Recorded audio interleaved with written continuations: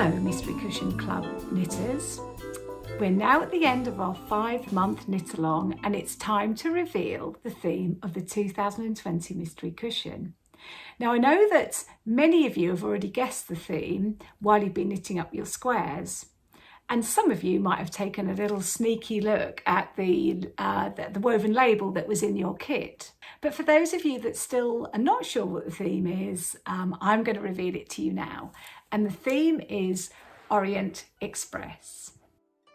Normally, in recent years, I have talked about the inspiration for my cushion design in my final blog.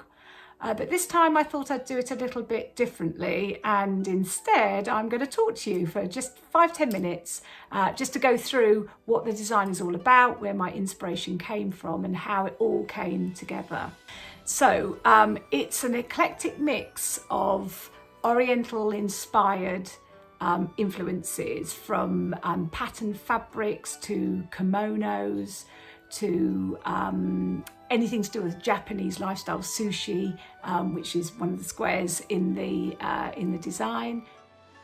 And it's a real kind of dizzy, heady, colourful, neon mix of sort of mad patterns, really. Bit of a sort of a roller coaster ride, using very vibrant colours, which were my favourite sort of palette to work with. So each mystery cushion is inspired by a spring-summer trend. This is not something that I do with the mystery blanket. Mystery blanket design inspiration can come from anything at all, but I choose for the cushion each year to look at what the trends are, the fashion trends, and then to go for one which I feel I could interpret very well in hand knitting. So Orient Express was a big theme for this spring summer. It's actually continuing into 2021 as well. And what that really focuses on is kind of all this sort of Oriental influences, fish and reptile skins, sort of bright neon flashes of colour, linear florals, very important too.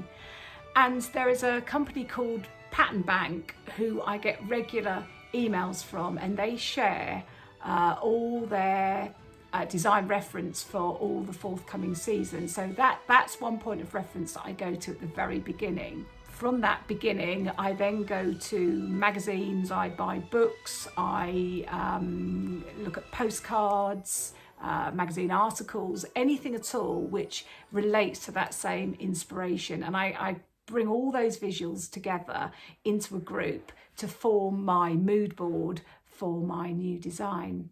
So the next step after I've got my visuals together is to look at yarns and to choose my colour palette. So I looked at the Rowan collection and decided to go with the Baby Cash Soft Merino. It's a lovely weight. It's a very, very soft yarn that is, I find, really lovely to work with, great for textures. Stitch definition is really, really good in this yarn. And on top of all, it has a very vibrant colour palette with lots of neon brights, which is what I really needed for this design. So that was the yarn sorted. I then went to the shade card, selected the colours that I wanted and put the palette together. So I have my palette, I've got my inspiration, I start my design process. So I'm going to go through the squares now in the design and just talk a little bit about the inspiration behind them, what they're all about. So I'm going to start with the square called Butterflies.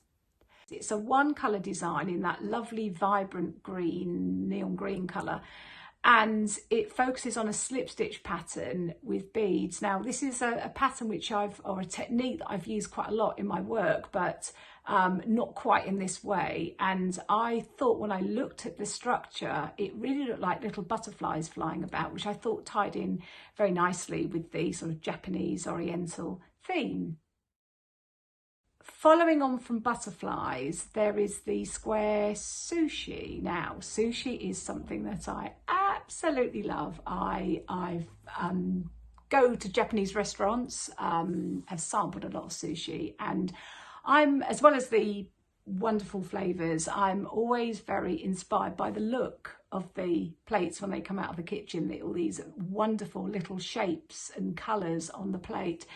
So the square 2 is actually inspired by sushi, but in a very, very abstracted way. So I was looking at thinking of the rice and the little poppy seeds and the seaweed wrapped around the some of the rolls and things that you get, and just wanted to try and interpret that in a very, very abstracted way, just with stripes and beads and just bands of colour. Square number 3, also duplicated as square number 7, if I've got that correct. Yep, that's Bento Box.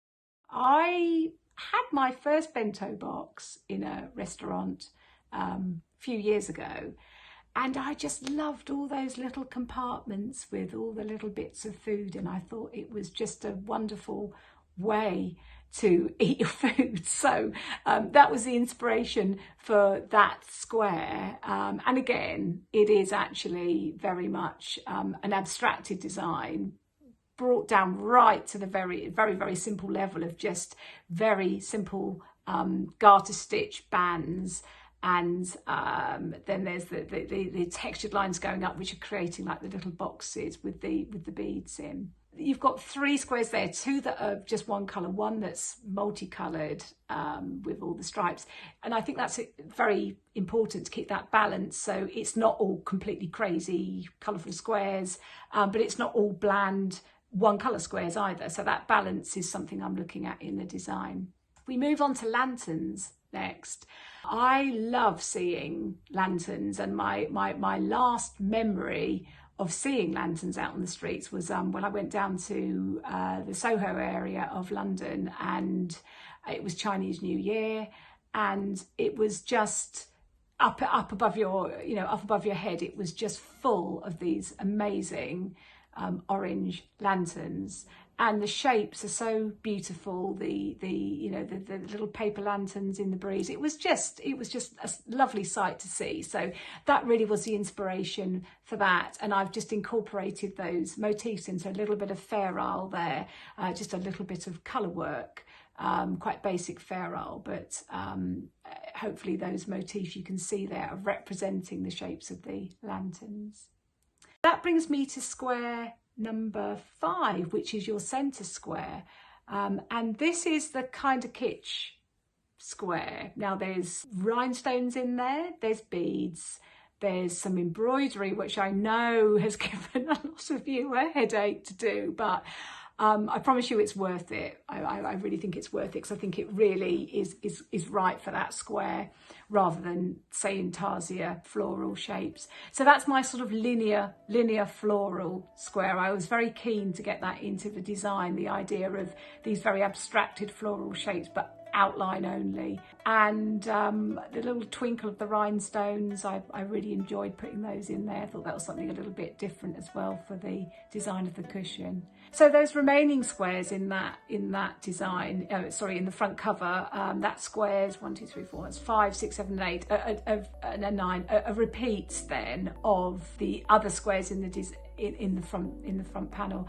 And I actually think that's, again, I sort of touched on that a moment ago, but it's actually really, really important that there is symmetry, for me anyway, that there is symmetry in my designing, that it's not just a mass of different coloured squares that sit a bit awkwardly together. I'm really focused on getting a balance of colour and pattern, hence those repetitions of some of the squares.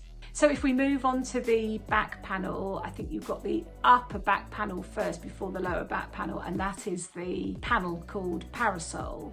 I was going to call it kimono because it was inspired by parasols, but also by prints I'd seen, Japanese fabrics with sort of patterns of fans and umbrellas and things on. But I went for parasol in the end, and it's just I just wanted something really, really vibrant, bright, not too tricky to knit, I hope. I haven't had many people tell me they've had problems with it, so hopefully that one's gone down quite well. I just wanted this real splash of colour on the back, because then that was going to be contrasted by the lower back panel, which is single colour, and it's just this mass of this beautiful sort of tealy bluey green with all those little beads speckled all over it. That design, well, it's self-explanatory, I suppose, from the name of it, is called snakeskin, and that's what I was trying to replicate and duplicate in that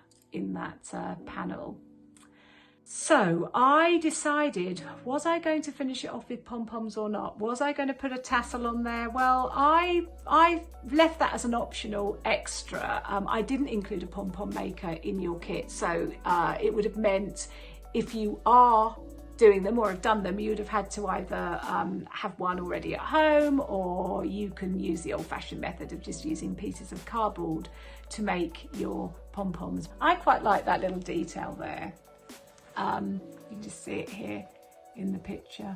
It looks lovely without. I think it looks super cute with it, so that's why I did them. And really, you could do the pom-poms any colours that you want. It doesn't have to be the cream that I said, but I went with the cream because there was plenty of that in the kit, so that's why I went with that, and it ties everything together.